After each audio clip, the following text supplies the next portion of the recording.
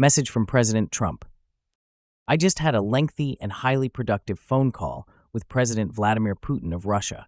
We discussed Ukraine, the Middle East, energy, artificial intelligence, the power of the dollar, and various other subjects. We both reflected on the great history of our nations and the fact that we fought so successfully together in World War II, remembering that Russia lost tens of millions of people, and we, likewise, lost so many. We each talked about the strengths of our respective nations and the great benefit that we will someday have in working together. But first, as we both agreed, we want to stop the millions of deaths taking place in the war with Russia-Ukraine. President Putin even used my very strong campaign motto of common sense. We both believe very strongly in it. We agreed to work together, very closely, including visiting each other's nations. Message from the office of President Putin of Russia. Vladimir Putin had a telephone conversation with President of the United States of America Donald Trump, February 12, 2025.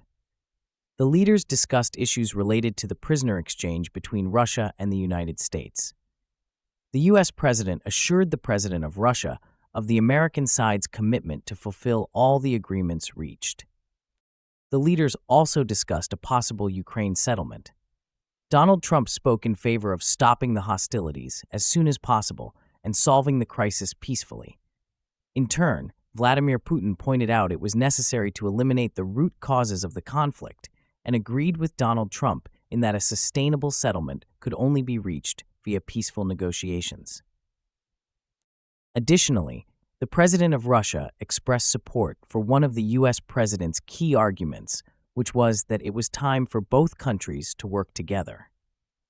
The President of Russia invited the U.S. President to visit Moscow and expressed willingness to receive visiting officials from the United States to discuss topics of mutual interest, including a possible Ukraine settlement.